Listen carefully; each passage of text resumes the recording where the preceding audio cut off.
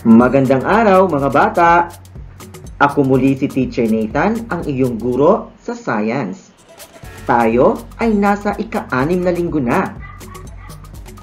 Kumusta? Sigurado ako na nag-i-enjoy ka at marami kang natutunan sa ating mga aralin noong nakaraang linggo.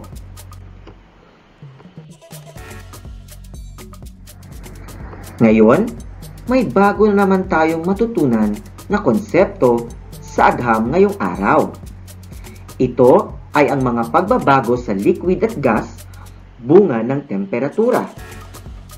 Ano kaya ito? Yan ang ating pag-aaralan ngayon.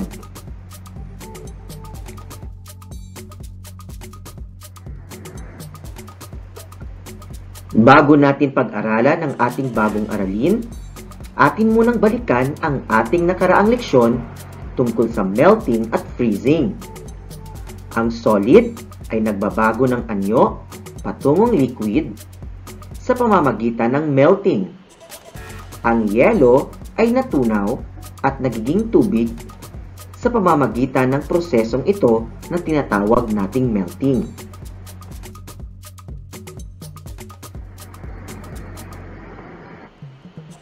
Ang mga liquid naman ay nagbabago ng anyo patungong solid sa pamamagitan ng freezing. Halimbawa, ang tubig ay nagiging yelo sa pamamagitan ng freezing. Ang pagbabagong ito ay mula liquid patungong solid. Ang dahilan ay ang mababang temperatura.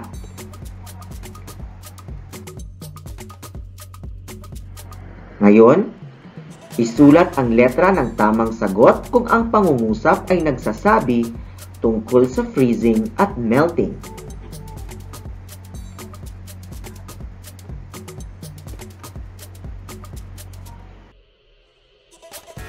Para sa unang bilang,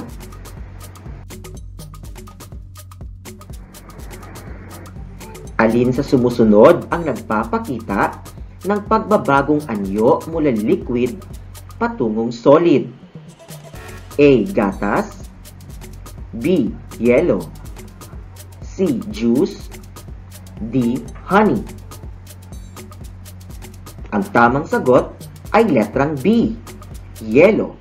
Ang yelo ay nagbabago mula tubig patungong yelo o di kaya'y mula liquid patungong solid. Kaya ito ay freezing.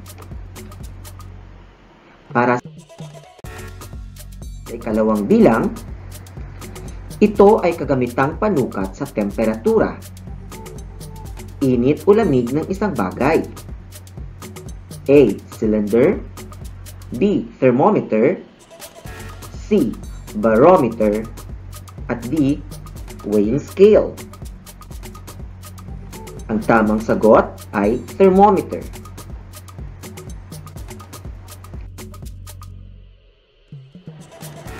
Para sa ikatlong bilang, anong proseso ang nagaganap kapag natunaw ang tsokolate? A. Freezing, B. Melting, C. Evaporation, D. Condensation. Ang tamang sagot ay letrang B. Melting. Ang pagkatunaw mula solid patungong liquid ay tinatawag na melting process.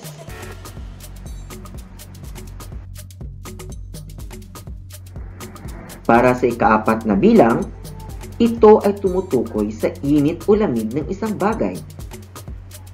A. Kulay, B. Temperatura, C. Volume, at D. Matter. Ang tamang sagot ay temperatura. Para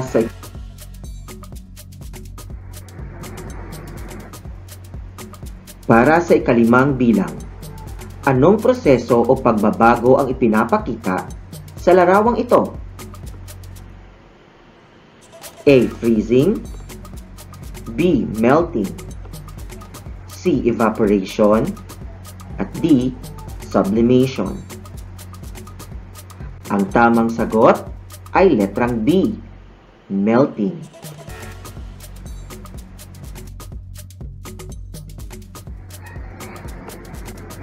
Pag-aralan at suriin ang sumusunod. Mailalarawan mo ba ang temperatura ng mga ito?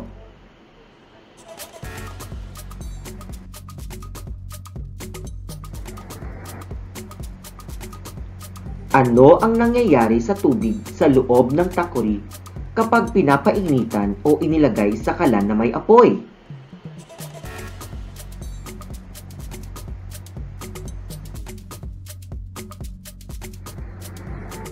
Napansin mo din ba ang sinampay ng iyong nanay kapag pinapainitan o binibilad sa ilalim ng araw? Mailalarawan mo ba ang temperatura ng mga ito?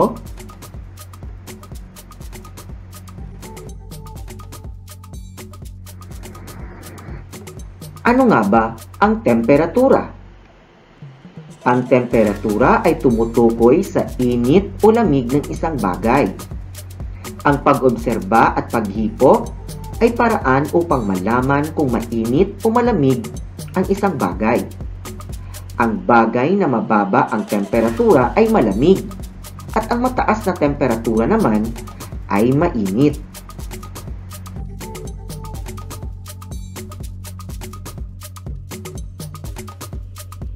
Ngayon, ating suriin at obserbahan ang video na ito.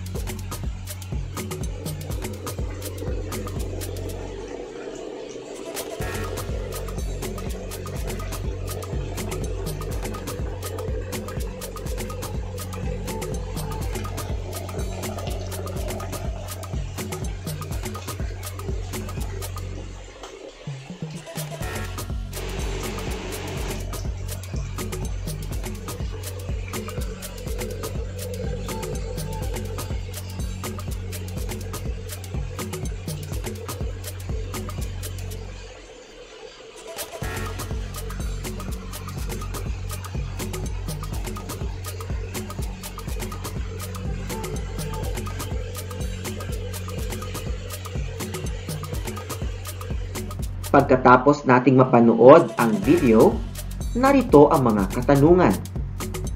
Nasa anong anyo ng matter ang tubig? Tama! Ang tubig ay nasa anyong gas. Ano ang temperatura ng tubig? Very good! Mainit o mataas ang temperatura ng tubig dahil ito ay nilagay sa kalan na may apoy.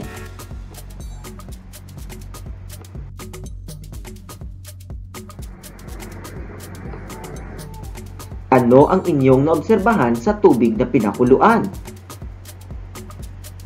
Magaling! Ang tubig ay unti-unting umusok at nabawasan ang laman ng heater. Nasa anong anyo ang usok mula sa pinakuluang tubig? Very good! Ito ay nasa anyong gas.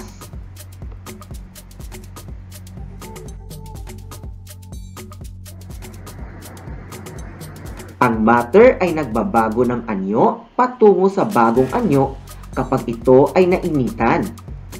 Ano nga ba ang tawag sa proseso o pagbabago na nagaganap sa liquid patungong gas? Yan ang ating alamin ngayong araw.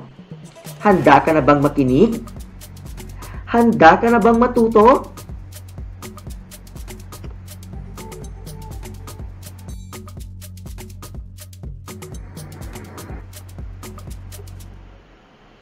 Ang proseso ng pagbabago ng anyo mula liquid patungong gas ay tinatawag na evaporation. Ito ay mula sa liquid na may mataas na temperatura o mainit na temperatura, kaya ito ay nagiging gas. Ito ay tinatawag na evaporation.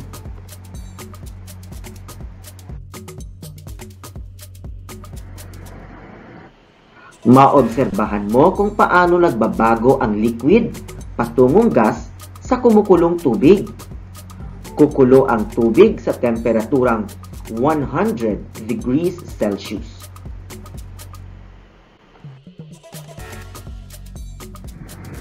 Halimbawa, ang tubig sa takore ay nasa anyong liquid.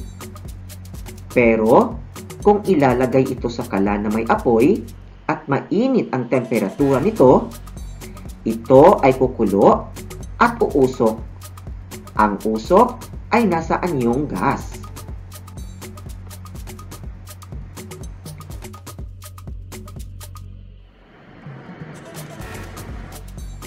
Tingnan ang video na ito. Ano ang lumalabas sa takore? Tama! Nagiging steam o water vapor ang tubig sa boiling point nito. Habang lumalabas ang usok mula sa takore, nababawasan naman ang dami ng tubig nito.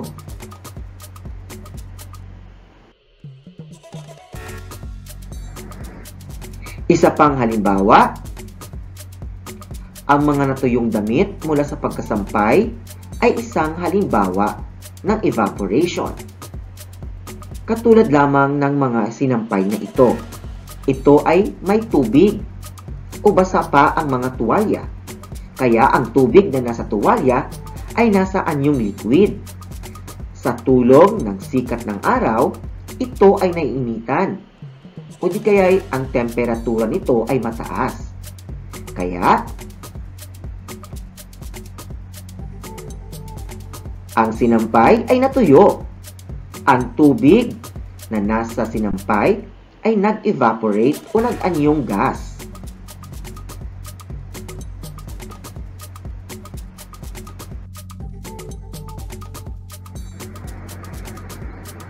Dahil sa init na dulot ng sikat ng araw, ang tubig o liquid na nasa damit ay nagbabagong anyo at nagiging gas. Dahilan upang matuyo ang damit na isinampay.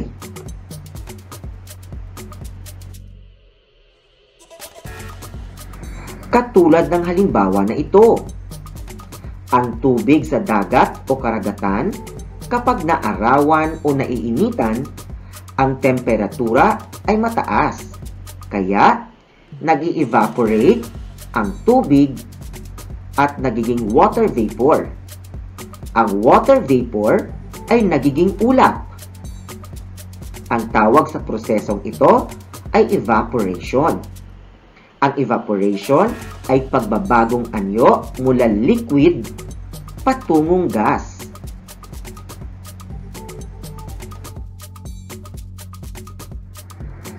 Narito ang iba pang halimbawa.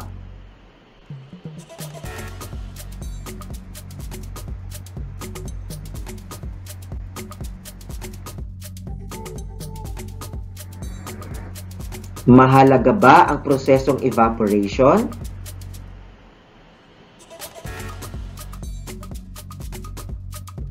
Mahalaga ang prosesong ito dahil tumutulong magpatuyo ng sinampay.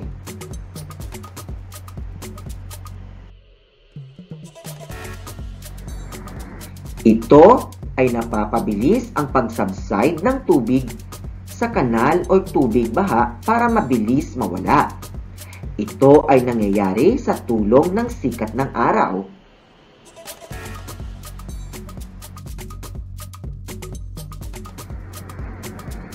Tumutulong din ito sa pagbuo ng ulap. Kapag nabuo na ang ulap, ito ay babalik sa mundo sa pamamagitan ng pag-ulan. Ang ulan ay nakakatulong sa mga halaman, hayop, at sa ating mga tao.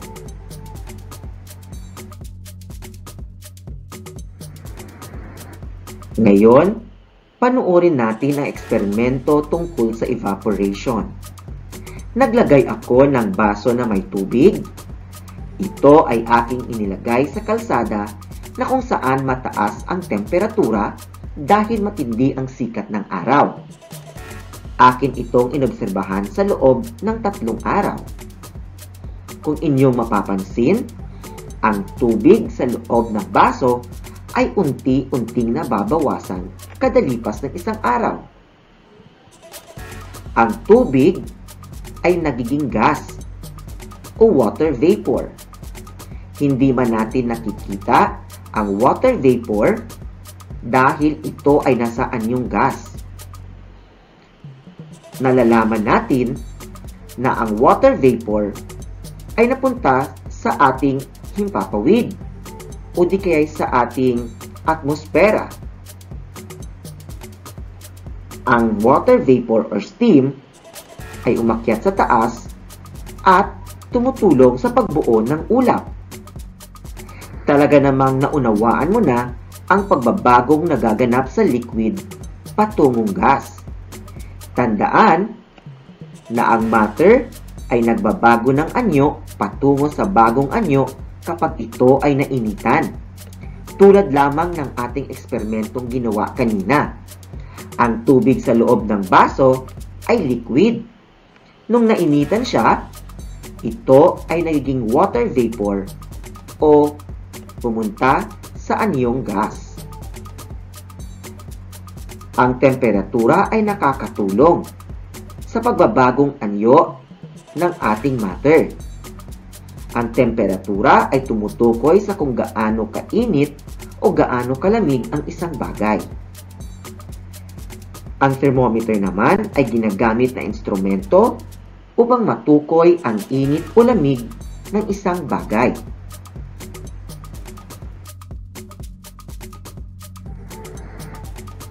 Evaporation ang tawag sa proseso ng pagbabago ng anyo mula liquid patungong gas. Nangyayari ang evaporation dahil sa init o mataas na temperatura.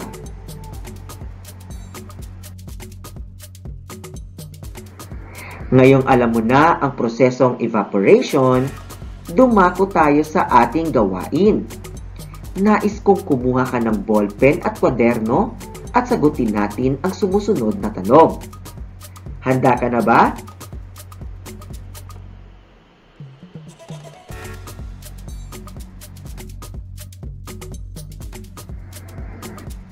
Panuto, isulat ang tama kung ito ay nagsasabi tungkol sa evaporation at mali naman kung hindi.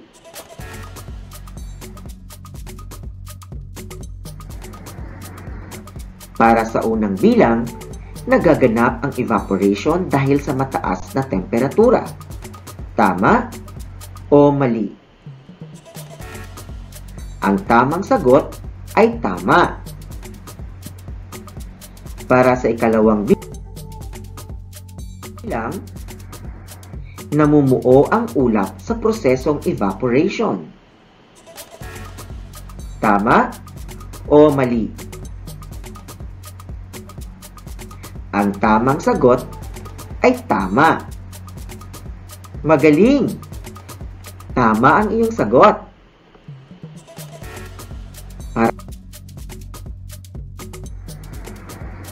Para sa ikatlong bilang, ang usok na nagmula sa mainit na takore ay isang gas. Tama o mali? Ang tamang sagot ay tama. Ang usok na nagmula sa mainit na takore ay isang water vapor or steam. Ang water vapor or steam ay nasa anyong gas.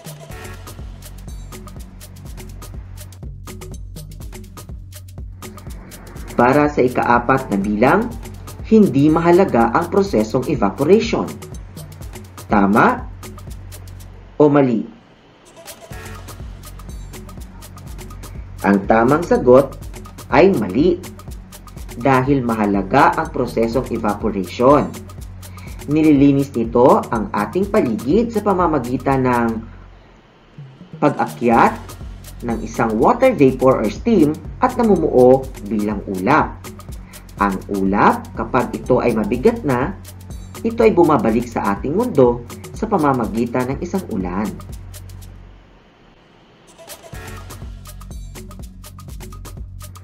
Para sa panghuling bilang, water vapor ang tawag sa tubig o usok na umaakyat kapag nainitan ang tubig. Tama o mali? Ang tamang sagot ay tama.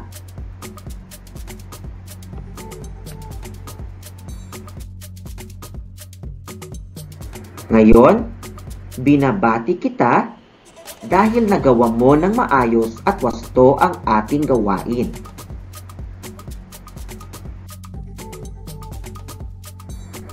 Maraming salamat! At dito nagtatapos ang ating aralin ngayong araw. Asahan ko ulit kayo bukas para sa isa na namang siksik at makabuluhang pag-aaral ng konsepto sa agham. Ako si Teacher Nathan. Laging tandaan, sulong-dunong. Agham ang katulong sa ating pagsulong. Sulong edukalidad. Paalam!